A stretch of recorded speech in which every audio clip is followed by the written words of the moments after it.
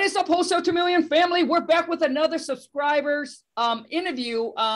Basically, Danny and his partner Tanner just wait. Is this you guys' first deal or what? No. So it's my wholesale deal. This is like my, I want to say 6th or 7th deal, but Tanner's second wholesale deal. So okay, and which one are we talking about today? We can talk about the big one. The first one that Tanner closed, we just closed that one last week. That one was for $5,000. So smaller, 5 G's. Yeah, quick. Boom. Yeah, 5 G's. But the big boy actually is what we're wanting to talk about. That one was for 60. Okay, so let's talk about the 60 G's. Okay. All right, let's talk about the 60 G's. So you guys, no further ado. Obviously, this video here, I'm gonna have Danny and I'm gonna have Tanner's to break down the whole entire process to share with you guys, all right, exactly how they close on this humongous deal, 60K. Yes, sir. And that is my second 60K deal. Woo! So you guys sit back, take notes. There's no sales pitch. I'm going to have them lay it out all to you, all for free. The only thing that's going to cost you is you got to put in the WORK, which right. 99% of you guys that watched a video or an interview end up don't do shit. All right. So listen, the info's there, but you got to take the action. You got to put in the work. All right. And if you can do that, let's go get this money, baby. That's right. That's right. All right. So Danny and Tanner, no further ado, man. Let's hear a little backstory about you guys and then how you guys, kind of came together and partner, man. Absolutely. So just my story, I got my real estate license in 2017, and I was actually going to college with Tanner, and we were staying there. I dropped out after a couple failed classes, and I actually found out I was going to have a baby. So, so I think I was like studying my real estate stuff at the time when I was in school, but when I had stopped going to school, I just jumped in full time, got my license, started working with the team, learning scripts, making calls every day, really.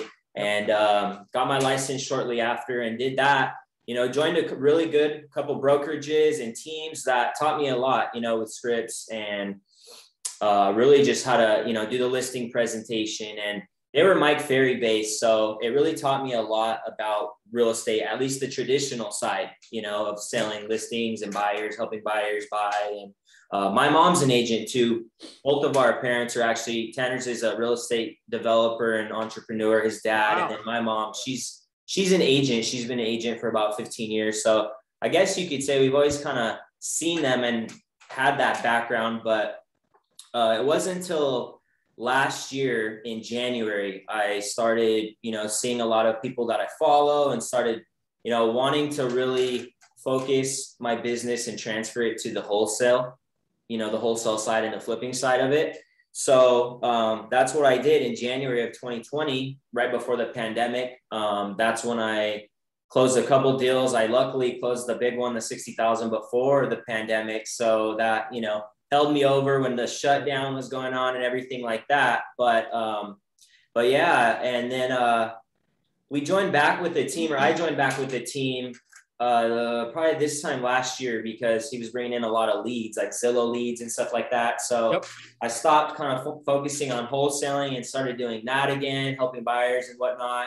And then Tanner got his license in November. So like I was sending pictures and stuff to all my buddies, and everyone like checks, just saying like, hey, like come help, come learn real estate, come do it with me, come join the team. And Tanner was the first one to really connect and get his license and start rolling on it. And so we were still closing those leads, like the Zillow leads and stuff like that, for his first 3 months or so, first few deals.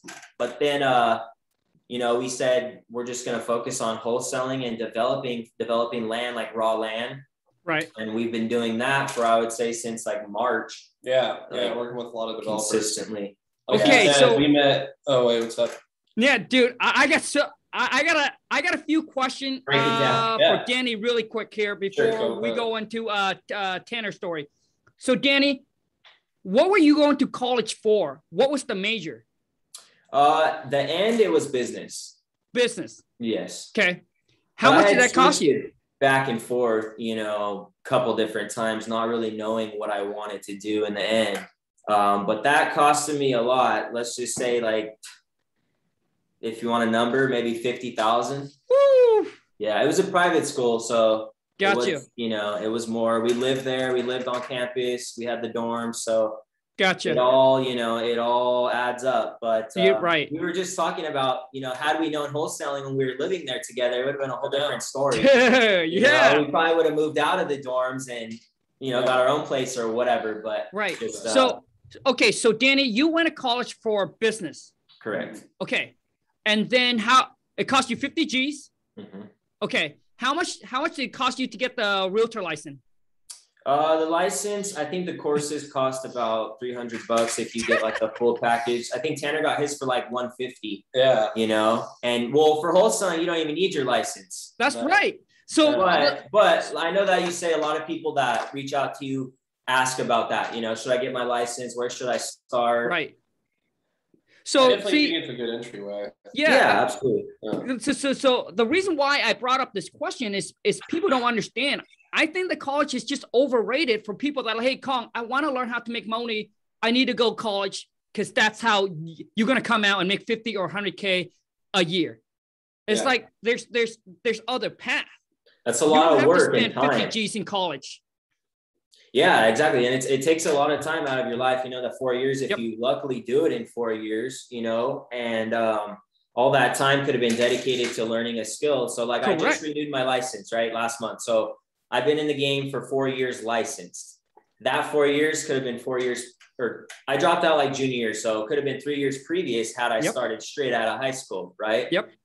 So you can save a lot of time. I think it all really depends on what you want to do with your life. If you want to be a doctor or a professional in that sense, college is really the only way. So of course, if you want to make money now and start a business, whether it's real estate or any kind, then you got to get in the field and get a mentor or maybe go intern somewhere and do it for free and learn the trade or whatever. And then start doing it yourself. Smart. Now, Danny, another question for you, man. At what age do you have your kid? He's 22. 22. And where were you financially at 22? I was actually serving tables, so I wasn't doing too bad. Right. I was making probably like, I don't know, a couple grand a month or something. So enough to get by. We were living with, having help from parents and things like that. But it really wasn't enough. I knew that I was going to I did jump into real estate full time because you can only do two things up until a certain point where you start wasting your time serving tables or whatever you're doing, where you think I can be putting that time to so much better use doing real estate, on the phone or whatever it is. I started early on the phone. My mentor just threw me on the phone right away. So it was just luckily he did that, because now I feel like I have an advantage on the phone. So I'm thankful for that, but I really think it's just getting out there and getting experience, Awesome, man. So now, Danny, why did you not continue the realtor route, but decided to choose wholesaling? Good question. So I actually had people that I was following on Instagram or buddies of mine that I kind of knew of and looked up to making really large wholesale checks, Don't get me wrong, real estate, it's great if you have your license. You make, those percentages anywhere from 2 to 3, 4%. However, the transactions are a lot longer. The same time it takes for us to find a seller that wants to sell on the market, it takes the same amount of time to find a seller that would like to sell off market to us, and smart. It's really just the time that you put in, to prospecting. That's what I personally, when I made the change, I stopped prospecting for regular homes just to list. And I was just strictly fixers, like all fixers. Yep. So that was like the big change for me. And like I'll tell anyone, when I made that change, the reason why too is because wholesaling, I can 10x my income versus real estate. Which, like I said, you can do great in real estate. I think it also depends on the person too, because like I know realtors that have been in the game for a while that are afraid or just don't want to go talk to the owners that own houses that are distressed. It's just some may feel uncomfortable or whatever the case is, but we feel like we can connect with them and really connect with them and make it work, make something work. If they want to sell, we can figure out how. And yeah. Awesome, man. Awesome. So now let's jump into Tanner. Tanner, what's your story, dude? So yeah, like he said, so we met in college freshman year, did the first 3 years together. And when he dropped out, I kept going. I actually got my degree in business. So I graduated, started managing targets. Yeah. All around Southern California. I bounced around a lot of stores. And, I made solid money. It was a good job, but how much was it? Huh? How much? When I quit, I was about at 67,000. Okay. Yeah. So, it was decent money for being 23, 24. Yep. But I was working 50, 60 hours a week, 5, 6, sometimes 7 days a week.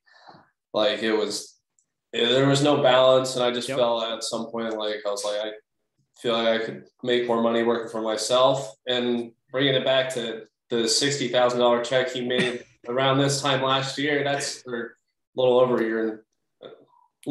a year ago now. But that's actually when I started taking my classes, is the day he sent me that picture. I was like, all right, dude, I signed up.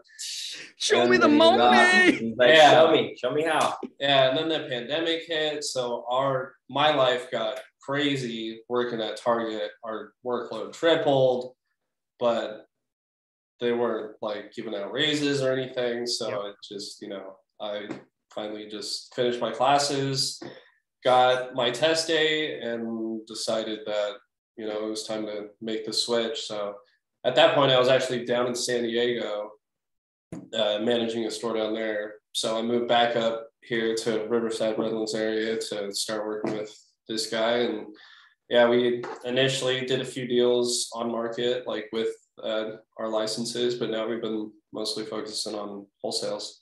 Nice, man. Nice. So where are you guys based out of again? Redlands and Riverside area is kind of where we're focusing on. We do all of the Inland Empire, Southern California. Okay. But we're really keying in on Redlands. Okay. Yeah. Good. So you guys are from California, right? Yeah. Dude, I get people that are DMing or comment, oh, you can't wholesale in California. You can't wholesale in California because where I live, the bathroom costs $500,000. Dude, are you stupid, man? Yeah. Dude, if your area is expensive, then dude, go into other area. Not the whole state of California. The bathroom costs $500,000, man. Come on, man. Yeah. Use your head. Hey, dude, like people don't understand. If it's expensive, you can go into another states. You can go into another cities. All right. You got 50 states. And I'm sure there's a bunch of city in California that you can wholesale where houses price goes for $200,000-$300,000. Yeah, exactly. That's that's kind of like our market, or you could say our farm area. Yep. The ARVs about 450 to 550 in that specific area of Redlands. Yep. So if you can you can figure out the criteria that can help better find those deals, then you can hit a sweet spot. Yeah, man. Dude, there's a guy that's in my mastermind. So I paid 25 G's to go to this mastermind. It's called Collective Genius. Some of the top player in the country. Dude, this guy's from California. Guess how much they're doing? Wholesaling only, $5 million a year, $5 million a year. Just wholesale. Dude, he's a monster, bro. The guy's a beast. Sounds like it. Yeah, wow. No. He's a beast. But anyways, let's jump into the wholesale deal. Let's give the viewer the breakdown. I want you guys to break down the whole entire process of how you found the deal, how you got it, how you negotiate, and all that. Absolutely. So we actually use a platform to send SMS text blasts. Okay. And we like to start there, I guess you could say, from like a cold lead perspective. So we'll send a text blast. The platform we use is Offers PDQ. Okay. And we send a text blast, you know, depending on, you can pull data from that site or you pull it from any of these sites. You know, we pull from PropStream, and we'll get a list. Okay, Danny. So for those of you, Danny just mentioned PropStreams is also what we use to pull all our lists. All right. And I've been using them for many, many years. I believe that they are the #1 in the country for pulling data. I got to do the plug-in, bro. So if you need a website to go pull your list, I'll leave my affiliate link right below in the descriptions. Go check out PropStreams. You get a 7 days free trial with them. All right. And after 7 days, if you don't like them, if you don't feel like that their data is good enough, you can disconnect. There's no string attached. But Danny, what list did you pull specifically though? This specific list was actually just a chunk within that list. So it was just like a neighborhood chunk. Got it. Right now we're starting to really detail in criteria, you know, for what we want that we think is pulling the most fixer properties, which is, you know, high equity, long-term ownership. Got it. Okay. So you pull the list and then obviously you use the platform, you send out a text blast. Okay. What's next? Right. Yeah. So we skip traced right after, we pull the data, skip trace the data so that we get the most accurate phone numbers and emails. Okay. We do that and we plug it into our platform. And then from there, we'll send them just a cold, hey, this is Danny, wanted to reach out. We're interested in your property at address. Would you be interested in a cash offer? Or would you be interested in an offer? Perfect. And, we get a lot of yes, or we get a good amount of yes, or how much, but we do get a lot of no, stop, unsubscribe, whatever. You're going to get that with anything that you do, of course. But then we'll take those warm leads and we'll kind of pre-qual them back and forth through the platform, just through text. Okay. And ask them, do you have a number or what's your motivation, or, where are you looking to move? Sometimes we'll just straight say, hey, do you have time to jump on a call? Because that can be a lot easier when pre-qualling them. If you go back and forth on text, sometimes you'll waste your time going back and forth with someone who's not even the owner, who's just playing around with you. So we'll pre-qual, ask them if they want to get on a call, or just call them and try to set the appointment to get over there and see the property. But for this specific case, for this deal, we sent a text. She responded. Actually, it wasn't the seller. It was the seller's daughter who responded to our text. And we went back and forth with her for a while, a couple of weeks. And then I decided to stop by and drop off my business card and a little letter to them, saying, hey, wanted to stop by, see, talk to you, because they hadn't been responding to us. We called the number that we had been going back and forth with, and no response. So we went by, knocked on the door. I knew there was someone home because there was a dog and it was barking, and I can kind of hear, you could kind of hear too when someone's home and a dog's barking, because they'll be quiet or they'll move around. Like if no one's home, the dog's just going, whatever. So I just yelled hey, seller. He finally responded out that window. Yeah, leave your card, whatever, leave your card and I'll give you a call. So I think it was about 2 weeks later, I get a random call from him saying that another agent or buyer is going by and or just had went by and took pictures. So he said, if you want to come take a look. I said, I'm 5 minutes away, I'll head there now. So I went over there, took photos, met him, put a face to a name, and came home. He wasn't wanting to sign anything then and there. He made that clear. So after that day, I gave him a couple days, and we learned right away, which we kind of knew, but we learned that, with leads that call you and want you to come over, you need to stay on them every day. So whether that's calling them every day or going straight to the house and knocking and saying, hey, look, I'm here. What do you want to do today? Do you want to talk about, do you want to get the contract situated today? Do you want to see, our seller was wanting to see options of what he can move to, when he sells. So that we were bringing him some properties, and one day just got a call from him, and he said, hey, we're ready to make the move. Come over. Let's get everything situated. Let's get the contract situated. And I said, I'm on my way. Went over there. signed the contract with them. Okay. Okay, bro. So Danny, so his motivation is he wanted to move. Correct. Okay. So what's the ARV on the property?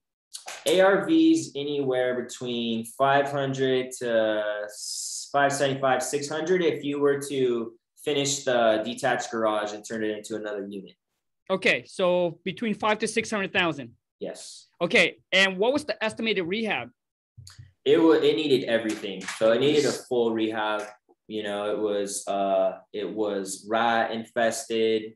There was trash. So how much are we talking about? I would say at least 80 to 100,000. Okay, so 80 to 100K for the full rehab.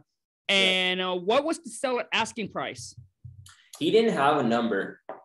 He didn't have a price. So, you know, going back and forth with his daughter on text, we threw out 245 and she responded, oh, 245. Are you offering that to this for this house? And we're wondering, you know, is that a good or bad response? That's kind of another thing. You can't really tell with text, you know, how they're feeling emotionally. So we kind of had that number in mind going over to the property, but going inside and really seeing the condition, we weren't even going to be able to cut it for that price. Okay. So, hold on a second. So over the text, you offer 245. Yes. And the daughter responds saying, hey, that sounds like something that would work. So you guys set an appointment to go out to see the property. Yes. We tried to, but she wasn't having it then. Yeah. A couple weeks later, after I'd stopped by, then they called us and said, hey, come back by, take a look. Got it. Okay. And what do you end up getting under contract for? 225. Dang. Okay. So 225. Yeah. Okay. And then once it's on the contract, how much earnest money did you put down? I think this one was 5,000. You put 5,000 down? Correct. My question to you is the 5,000, is that something that you guys brought up or is that something that the seller brought up? No, that's just standard for our contract. Yeah. Got it. If it goes up, we'll adjust, but. Okay. Just so those of you who's watching this, you don't need to have 5,000 as earnest money. Like I have put an offer in on property that are like I think 978,000. It was an apartment. All right. In my area, 978,000. And I put down $250. So, wow. So in my contract, I just put $250. Seller never asked. Seller never brings it up. Most sellers don't even know that there was supposed to be an earnest money deposit. So if you're watching this, you just want to make sure that if seller don't bring it up, you don't need to bring it up. Okay. So you can put in I could have put in the contract $1. Yeah. Okay. So just so those of you know, like, oh, I don't have $5,000 Khang, blah, blah, blah. Dude, but you have $1. Okay. And if you don't have $1, then dude, maybe just go get a JOB. All right. Yeah. You can stand at a corner and get $1, man. So, okay. So you drop out the deposit. Okay. Now, and then how much do you send out to your buyer? We sent it out, I think, for originally $295. Yeah. We sent it to our buyer just for $295. Okay. And we ended up showing it to about 4 or 5. We had them meet us out there one day. Mm-hmm. Okay, Tanner, you have to speak up a little bit louder, bro. Okay. Yeah, I just said we had one day we had about 4 or 5 of them come out to. Hold on a second. Hold on. So you sent it out for $295. Yeah. Where did you start marketing for the buyers? What platform? We have a list that we've built, through just talking to people. But I mean, we've pulled a lot of buyers on PropStream too. Yep. Just changing the settings to what you're looking for or what you're trying to sell and see who's bought that recently in the area, in the last few years. Got it. Okay, hold on. So Tanner, you guys did not send this out on Facebook Marketplace, on Craigslist. No, you guys just basically have a buyer's list already that you have built over time and you sent it out to that list, correct? Correct. Yeah. Okay. We've used Offers, that platform, Offers PDQ. We've used it to send out deals before too. Like we've pulled a list from PropStream, imported it and said, hey, we have a 4-2 single family residence and a quadplex available in Redlands. Would you be interested? Yeah. And they say yes, yes. Yeah, we've gotten a lot of new leads from that too. Nice. Okay. So in case those of you who's watching this that you don't know, that you're not aware of, because most of the time when I talk about prop streams or you hear someone else talk about prop streams, you just think that it's a site where you go and pull a list of distressed property, but it's also the exact same sites that you can actually pull cash buyer. All right. So typically I pull anything within the last 6 months, even 12 months. All right. That are, you just check off and just say cash transaction. All right. And it'll have all those property, same thing. You skip trace. It might have the realtors. It might have their phone number, skip trace, find them, call them up, and then just add it to your list. It's a great way to find solid cash buyer because they purchased the property for cash. So you know that they're legit. Unlike Craigslist, there's a lot of tire kickers. So you have to qualify, filter to know who's legit and who's not. Okay. Okay. So you send it out to your cash buyer list for $295 and you got 4 to 5 respond back that they want to do a walkthrough. Yes, correct. So we had a lot of responses, but about 4 to 5 really were wanting to meet us there that date at that time that we had arranged to go over there. Yeah. Okay. We showed them, we showed that 4 or 5, and our buyer didn't even end up coming from those 4 or 5 that we had showed. Okay.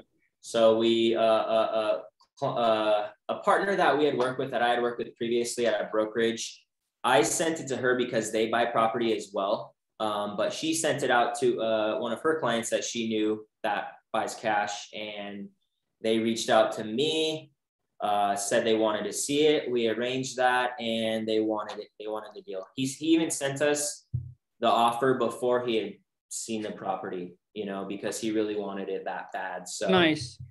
So that's where you got your buyers. Correct. So you sent out for $295. You made $60K. So what happened to the $10,000? So that's where I'm getting at. We showed him the property. We had assigned it for $315. We assigned it for $315 because our partner had added her fee on top.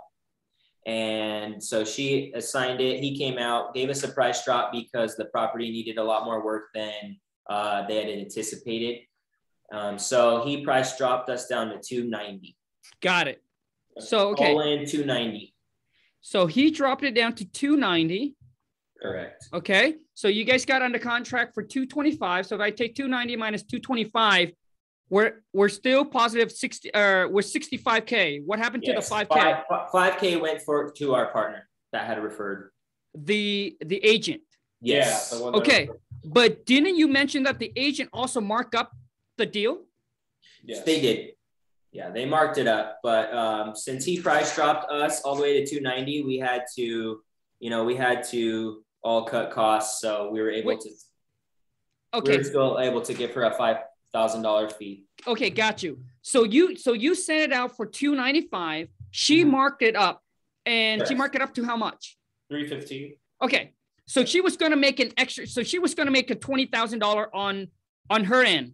Yeah. Correct. And we also got, word through the grapevine that people were selling it or trying to tack on 30 to 300. So they were having it sold supposedly for 330, which then me and Tanner are like, well, are we cutting ourselves short? We thought we were not cutting ourselves short, sending it out for 295, but that's just what we had heard. Okay. Okay. I got you. Okay. So you sent it out to the agent. All right. For $295. You say, hey, we got this property in the contract. Yeah. Anything on top of $295 is yours. Correct. So you tell her that basically, right? Yes. That's what you told her. So you basically said, hey, we're not going to pay you a commission. You can go ahead and mark this up and make whatever you want. Yeah. Okay. So she sent it out to her buyer. Okay. For $315. Mm-hmm. Her buyer did the walkthrough. After the buyer did the walkthrough, her buyer said, I can't do $215. The most I can do is $290. Correct. Okay. So the most you can do is $290. Obviously now she can't make her fee. So you guys end up paying her a $5,000 for bringing you guys the buyer. Correct? Yeah. Now, my next question to you is, did you guys initial the $5,000? Did you guys say, hey, here's your $5,000, or is that what she asked for? That's what we decided upon. Yeah, we had decided that upon, me and Tanner had decided that upon ourselves. Yeah, we just talked it over and thought, we could throw her something for the connection. So sure. We decided on 5,000 and sure. just said, we'll shoot you 5,000 for the deal. Yeah, it was very quick escrow. I mean, it was closing like within the next 5 days or so from when we had made contact with with the buyer. So it's, you know, it's a quick 5K for our partner, which, you know, they were happy about. Yeah. Good. Now my next question to you is how much deposit did the buyer put down? The buyer actually sent, I believe, a $15,000. Nice. Yeah. Nice. Okay. So buyer, so you drop off 5K earnest money with the seller. Buyer drop off 15K. Mm-hmm. Perfect. So a lot of you who's watching this, you got to make sure that you have your buyer put as much non-refundable deposit as possible, because things changes. Buyers get cold feet. I have it happen to me all the time. If they want to pull away, if they want to back out, guess what? They lose the 15. You can take the 15, give the seller 5, extend the contract. You still have 10K in your pocket. I'm sure the seller's going to be okay with giving you an extra 30 days or whatever not, okay, for you to find the next buyer. That's the reason why. 2 reasons. One is obviously you want to make sure your buyer have a lot of skin in the game so they don't back out of the deal. Number 2, if they do back out, you have that money to cover your earnest money with the seller and then extend the contract if need be. All right. Yep. Just so those of you who understand, you watch this, you know. And also 2 is some of you need to understand that realtor is also one of your good connections to find yourself cash buyer, because realtors, they're always out networking. All right. They're always out networking. So if you're having trouble finding buyers for your deal, most of my solid cash buyers are actually coming from agent either buy them themselves or they actually know somebody that actually in the fix and flip game. All right. So don't underplay realtors. No, that's and in this deal is when I send my deal out, when I talk to, an agent that said, hey, Khang, I'm going to bring you a buyer. I typically ask them what they want. Okay. One, you ask them what they want, because a lot of times, don't be the one that mentioned the number first, because a lot of times they'll give you a lot lower number than you do. Also, too, is in some cases, just like what Tanner and Danny do, I don't pay them any fee, because they like, hey, Khang, because some of them know the market and they know their buyers. So they'll be like, hey, you sending it out for 100,000, dude, are you okay if I put 20,000 on top of this? Because 3% of 100,000. So, because most agent will think like this, okay? When they sell property, they get 2.5 to 5% commission. 5% is a full commission. But typically they operate from a 2.5 to a 3%.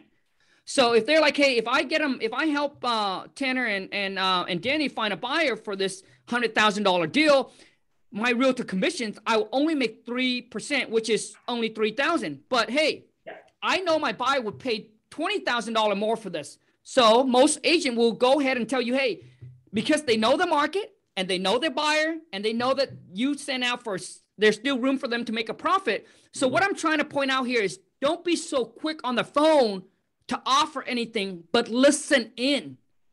To be a good negotiator, you got to be the one that talks the least and just ask questions. Ask the other person what they want, what make them happy. And most of my realtors, that's what they do. They're like, Khang, 100,000, man, are you okay if I send it out for $10,000 or $20,000 more, and then I get the different, or $50,000 more? And I always tell them, dude, if you can sell for more than that, I don't care if you make $100,000 off this deal.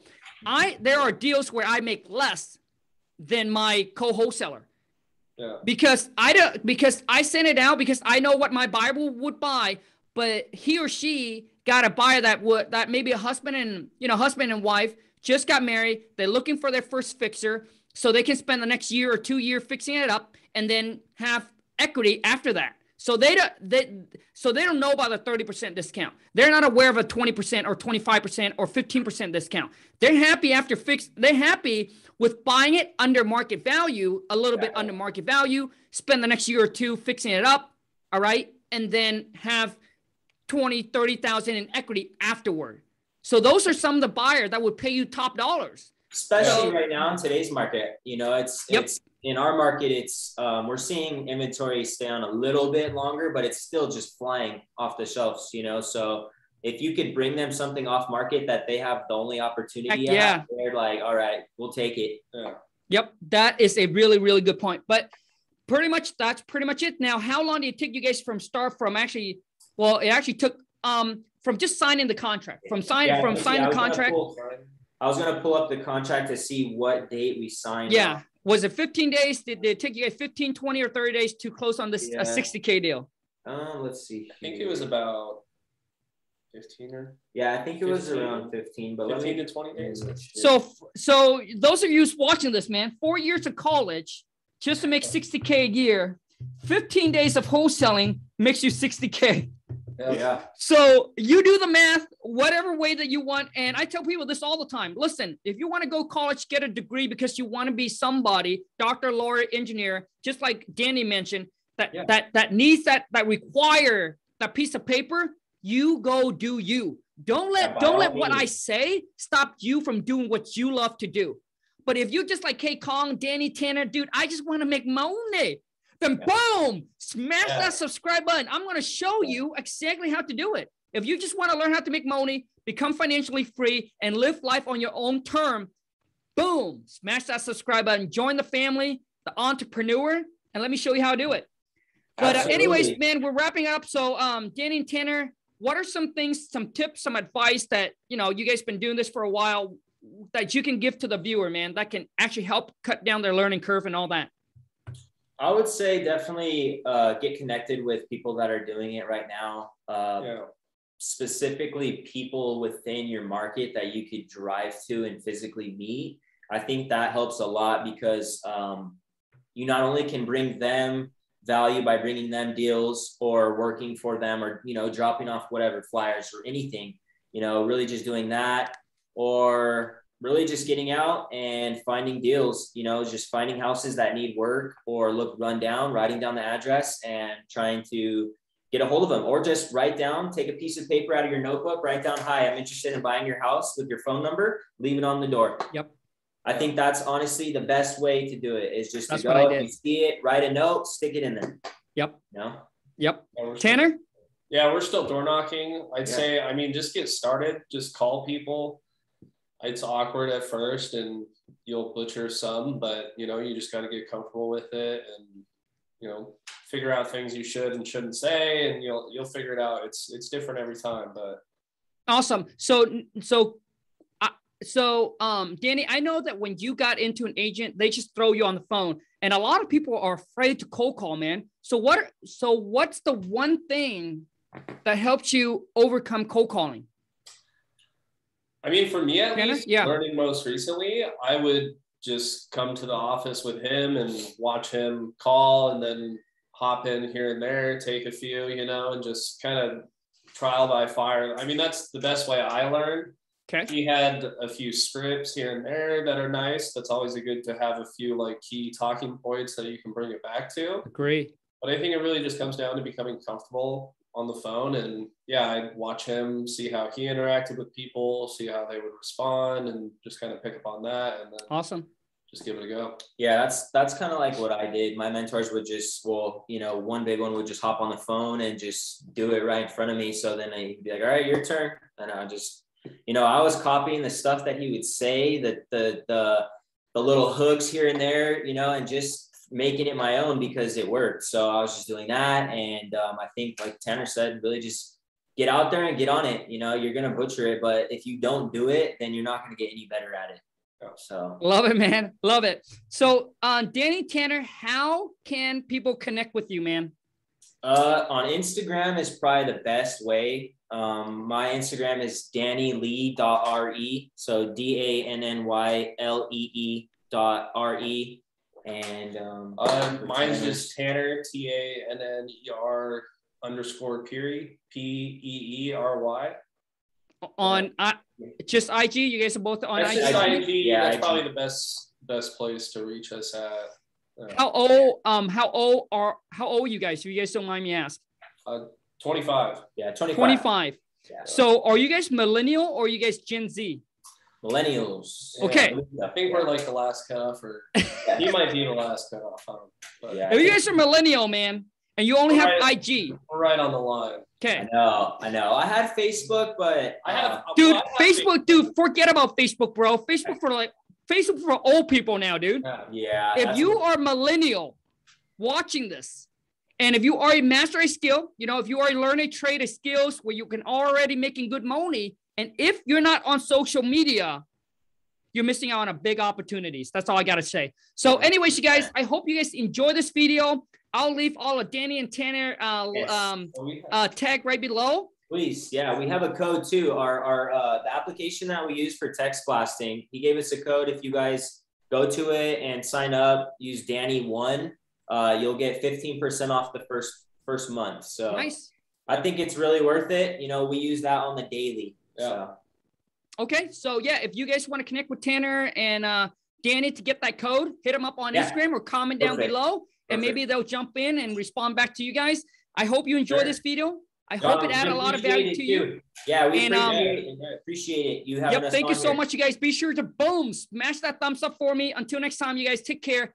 Ciao. Thanks a lot, Tanner and Danny. Appreciate it, man. Peace.